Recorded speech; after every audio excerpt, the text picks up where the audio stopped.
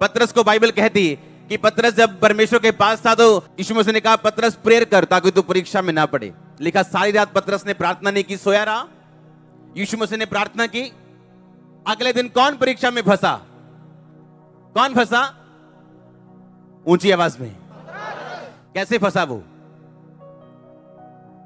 एक लेडी ने बोला, ए तू वही है ना यीशु मसीह के साथ रहता? कहता चल चल, झूठ बोल रही तू। आगे चला गया। और एक और आई, कहती तू वही है ना, तेरी बोली तेरा भेद खोलती है, तू वही पतरस है जिसका कान उड़ाया था। वो बोलता है तू वही नहीं जिसने मेरा कान उड़ाया था। कहता लानती हो जो यीशु मसीह को जानता हो। लानत डालने लग गया वो, श्रापित करने। कहता मैं नहीं जानता यीशु मसीह को। और जब यीशु मसीह जी उठे और स्वर्गदूत यीशु मसीह के दाहिने जहां रखा था, लाश रखी थी, जब यीशु मसीह जी उठे तो वो स्वर्गदूत वहां बैठा था, वहां लाश नहीं थी। मरियम आई, मगदलिनी आई, सलोमी आई। तो स्वर्गदूत बोला डोंट बी सरप्राइज, सरप्राइज नहीं होना। अब तुम जाओ चेलों और उस पतरस से कहो यीशु मसीह क्या है। चेलों और पतरस अलग क्यों बोला उसने? क्योंकि पतरस उस टाइम परमेश्वर का चेला नहीं था। उसने अपने मुंह से इनकार किया था कि लानती हो जो परमेश्वर को जानता हो। और जब यीशु मसीह जी उठे, स्वर्गदूत आके बोलता है कि जाओ चेलों से कहो और पतरस से कहो। चेलों और क्या बोलो? कि मैं जी उठाऊं, कि यीशु मसीह जी उठे। चेलों और पतरस से जाके बोलो कि यीशु मसीह जी उठे। उसने अपना पद गवा दिया, अपनी पदवी गवा दी। और स्वर्गदूत भी इस बात को जानते थे। अब चेलों में उसकी गिनती नहीं होती थी। लेकिन बाइबल कहती पतरस ने मन फिराया और यहूदा इस्करियोती की तरह वो आत्महत्या करने नहीं गया, बल्कि फिर से वो चेलों के साथ मिला और फिर से उनके साथ प्रार्थना करना उसने शुरू की। और जब प्रेयर करनी उसने शुरू की, यीशु मसीह से मिला, यीशु मसीह को बोला, यीशु मसीह ने कहा पतरस क्या तुम मुझसे प्यार करता है? उसने कहा हां परमेश्वर मैं तुझसे प्यार करता हूं। उसने कहा मेरी भेड़ों को चरा। क्या सचमुच तू मुझसे प्यार करता है पतरस? हां प्रभु मैं प्यार करता हूं, मेरे मेमनों को चरा। फिर तीसरी बार पूछा क्या तू सचमुच मुझसे प्यार करता है? उसने कहा, वो डर गया। उसने कहा पता नहीं परमेश्वर को शक पड़ गया शायद, लेकिन मैं तो उससे बड़ा प्यार करता हूं। उसने कहा हां प्रभु मैं तुझसे प्यार करता हूं, मेरी भेड़ों की रखवाली कर। 3 बार पतरस ने इनकार किया था। 3 बार परमेश्वर ने उससे इकरार कराया और दोबारा चेला भर्ती किया उसको। आप समझ रहे मेरी बात को? यीशु मसीह कहते मैं भी तेरी लाइफ में कुछ नहीं कर सकता हूं अगर तेरे मुंह से मैं ना निकलवाऊं ये चीजें कि हां तुम मुझसे प्यार करता है और तू मेरी भेड़ों को चराएगा। हालेलुया। क्योंकि इस धरती के ऊपर अपने आप कुछ भी नहीं होता। उसकी चेले की पदवी अपने आप नहीं गई, उसने एक इनकार किया परमेश्वर का। आपको मैं बताना चाहता हूं एक आत्मिक बात। जिस जगह के लिए आपको चुना गया, जिस मिनिस्ट्री के लिए आपको चुना गया, आप दुनिया में भाग जाओ, आपको ऊंट फिर उसी पहाड़ के नीचे आता है। मैं आपको सच कह रहा हूं।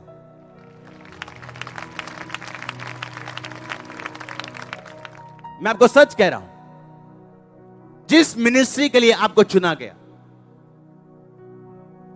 तब तक आपकी लाइफ की डेस्टिनी फुलफिल नहीं होती, चाहे आप 10 साल का ब्रेक मार लो। परमेश्वर के पास एक ही प्लान है, प्लान ए। उसके पास कोई बी प्लान नहीं। बी प्लान हमारे पास है, लोगों के पास है। और जब वो बी प्लान में फंसते हैं, अपने संघर्ष का कारण खुद बन जाते हैं। आप जानते हैं सबसे बड़ी प्रॉब्लम क्या है? फेमिलियर होना। एक चीज अगर यीशु मसीह यहोवा पिता रोज आदम से मिलने के लिए आते थे तो आदम को आम लगने लग गया था कि हाँ हाँ रोज परमेश्वर मुझसे मिलने के लिए आता है। उसे अब इसमें कोई खास बात नजर नहीं आती थी। पर जब उसने वो संगति गवाई, उसको मालूम था कि उसने हीरा गवा दिया, बेशकीमती कुछ गवा दिया जो अब पूरा नहीं हो सकता। हालेलुया। उसे फेमिलियर लगने लग गया, रोज आम सा लगने लग गया कि रोज पिता यहोवा पिता शाम को आते हैं और मुझसे बात करते हैं। कई बार आप जब ग्रेस में होते हो, आप एक मिनिस्ट्री के नीचे होते हो, उस मिनिस्ट्री की अनॉइंटिंग की वजह से आपकी फैमिलीज और सब चीजें ब्लेस होती, और जैसे ही आप ग्रेस से बाहर जाते हो, जब शैतान अटैक करता, आपको मालूम होता आपने क्या गवाया।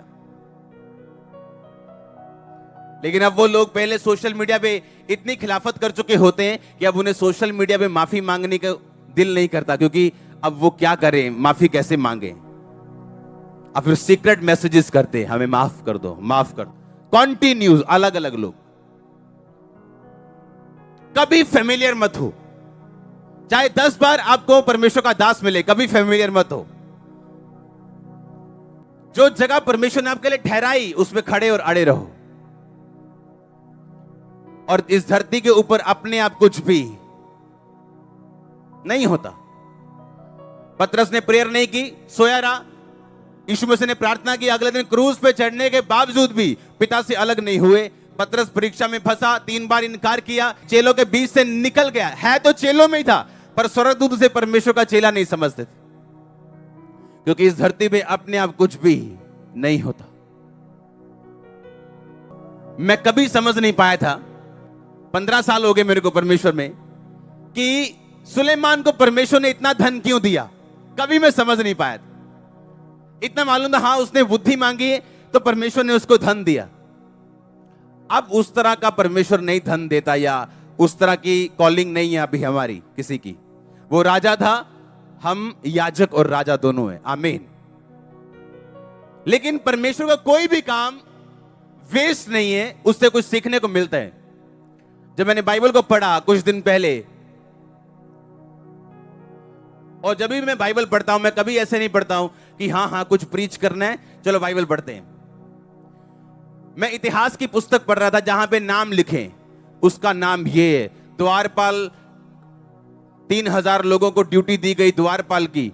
द्वारपाल में इसका नाम ये है, इसका नाम ये है, इसके बेटे का नाम ये, इनको ये ड्यूटी। ये चलता आ रहा था इतिहास की पुस्तक में।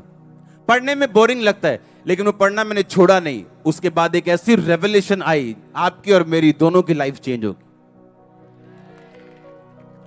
उसमें लिखा था, जब भवन बनाने का टाइम आया, दाऊद ने चीजें इकट्ठी करनी शुरू की कि जब भवन शुरू हो तो मेरा बेटा उसे बना सके, क्योंकि बूढ़ा हो गया था वो, उसका बेटा जवान था।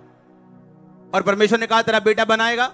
और बाइबल कहती, दाऊद ने कहा मैं अपना निज धन, अपनी पर्सनल प्रॉपर्टी भी मैं भवन के लिए देता हूं। और उसने 110 टन सोना दिया, 240 टन उसने चांदी दी, और आज की उसकी वैल्यू 41,500 करोड़ बनती है। सुनो ध्यान से, आज उसकी वैल्यू 41,500 करोड़ बनती। एक ऑफरिंग, एक टाइम की ऑफरिंग। सुनो, आप सुनो ध्यान से। जब मैंने उसको पढ़ा, पूरी क्रिश्चियनिटी में इतनी बड़ी ऑफरिंग कभी नहीं दी गई थी। इसी कारण परमेश्वर ने कहा था तेरा बेटा, उसको मैं इतना दूंगा, ना तो कभी किसी के पास था और ना कभी। उसका रीजन ये निकला, क्योंकि इस धरती पर अपने आप कुछ भी, आप स्पिरिचुअल हो सकते हैं, टॉप लेवल स्पिरिचुअल हो सकते हैं और गरीब रह सकते हैं। ये पॉसिबल है, क्योंकि लोगों को लगता है कुछ आसमान से गिरेगा, और आसमान निर्धारित कर चुका है जो तेरे हाथ से गिरेगा वो वापिस आएगा। मैंने फैसला किया, मैं उठा, मैंने अपने पूरे बैंक अकाउंट खाली करने का फैसला किया बीच में। मैंने कहा मैं उस लेवल तक जाना चाहता हूं कि जहां मुझे 100 क्रूसेड भी करने पड़े एक दिन में, तो मेरे पास इतना पैसा हो कि मैं कर सकूं। और चर्च, वो लेवल हम अचीव करने वाले कुछ ही दिनों में, क्योंकि ये मेरे लिए एक पर्सनल रेवलेशन थी। हमने भी बहुत कुछ मांगा प्रभु से, आपने भी मांगा होगा, लेकिन परमेश्वर ने आके आपको तो नहीं कहा कि मैं तुझे ये भी देता हूं। वाई, क्यों? परमेश्वर को मालूम था कि तेरा बाप इतना बड़ा बीज बो चुका है कि मुझे वो तुझे वापिस करने। अब तू मांग चाहे ना मांग, तू बुद्धि मांग, तलवार मांग, परमाणु युद्ध मांग, ये मैं देने वाला हूं, क्योंकि तू मुझे बीट नहीं कर सकता, तू मुझे हरा नहीं सकता। एक रेवलेशन जो मुझे मिली थी, मैंने आपको बताई थी कि सुलेमान का घर परमेश्वर के घर से बड़ा क्यों था? क्योंकि परमेश्वर ने कहा था अगर तू मेरा बनाएगा मैं तुझे बढ़ा दूंगा, तू मुझे हरा नहीं सकता, तू बोएगा। और इसीलिए पौलुस ने जो लिखा, कहता तू जितना बोएगा तू उतना काटेगा। इसलिए हर एक जन अपने मन में ठान के कुड़ कुड़ के नहीं वरन हर्ष से परमेश्वर के कामों के लिए दे, क्योंकि तू जितना बोएगा उतना काटेगा। इस रेवलेशन ने मेरी लाइफ चेंज कर दी। मैंने कहा परमेश्वर को याद था।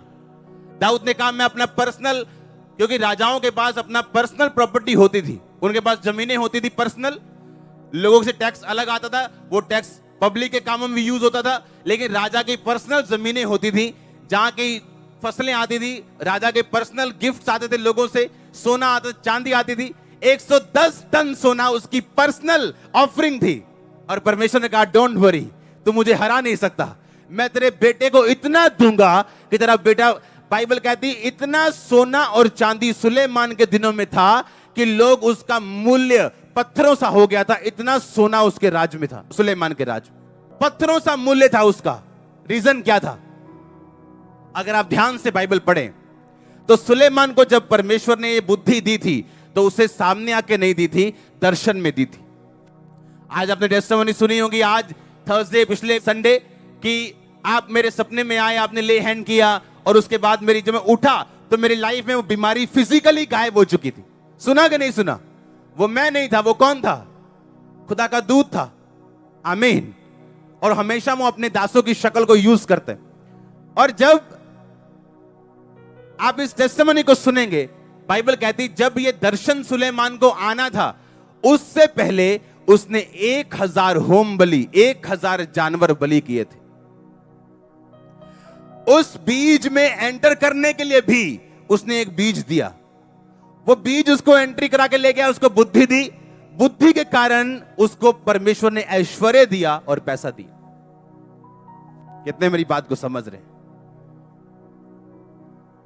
आज प्रॉब्लम क्या है? हम आसमान की तरफ देख रहे हैं और आसमान हमारी तरफ देख रहे हैं।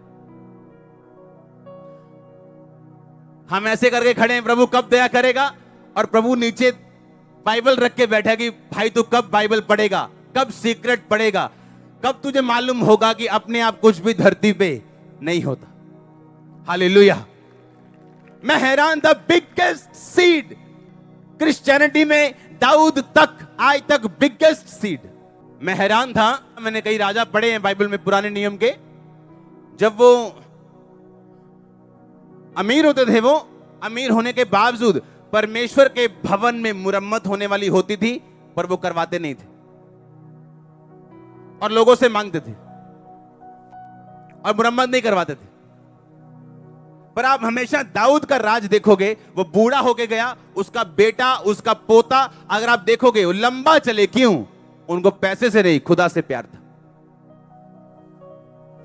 हम जो सेक्रीफाइस करेंगे परमेश्वर के लिए वो हमको मिलने वाला है।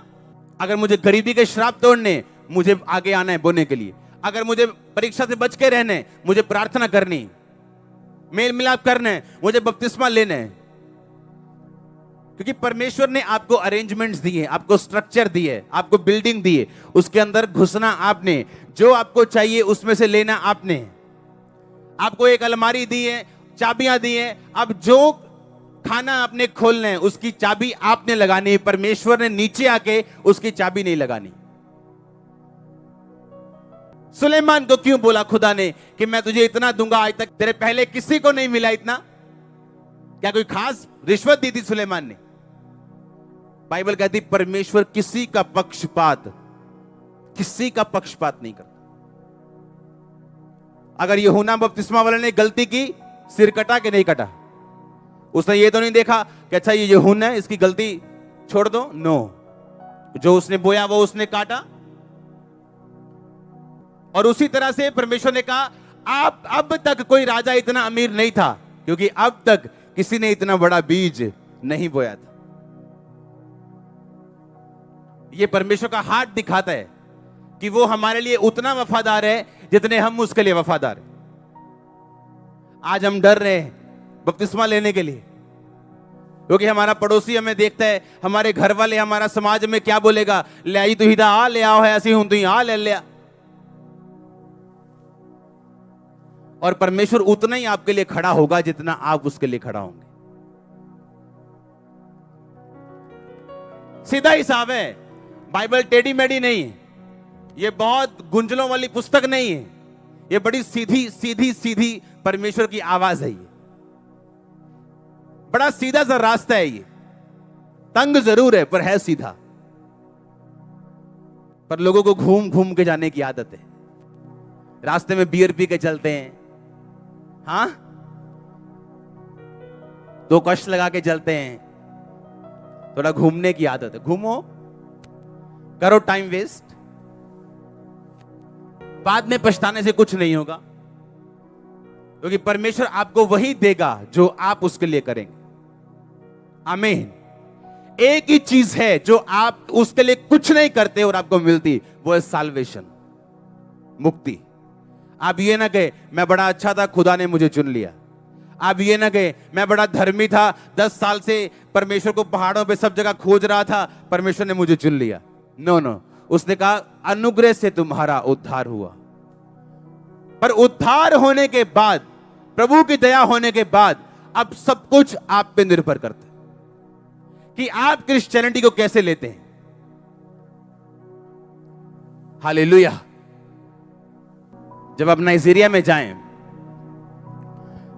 अगर आप वहां पे मेन रोड पे चढ़ जाएं, मेन रोड पे, जैसे हमारा मेन रोड है दिल्ली रोड, हाँ, नेशनल हाईवेज पे चढ़ जाएं, अगर आप वहां के मेन रोड पे चढ़ जाएं, आपको ऐसा लगेगा आप 70 साल पीछे आ गए हो। 70 साल आपको लगेगा आप गांधी जी के जमाने में चले गए।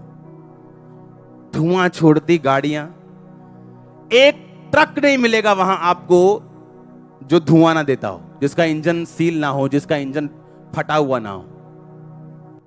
कोई दुकान नहीं मिलेगी जिसकी छत पे आपको जंगाल ना मिले, वहां पे लोहे की टीन की छतें होती। कोई पेंटेड आपको दुकान नहीं मिलेगी। अच्छे से अच्छा वहां पे आपको मिलेगा तो पेट्रोल पंप मिलेगा, वो भी टूटा हुआ मिलेगा आपको। और दुनिया की सबसे बड़ी चर्चिस नाइजीरिया में, सबसे गरीब लोग सबसे बड़ी चर्च बना के बैठे। पता है क्यों? कहता जब मेरे पास 350 नायरा यानी आज के 70 रुपए इंडिया के जब मेरे हाथ में आते थे, पहले टाइथ निकलता था, वो पैसे बाद में यूज होते थे।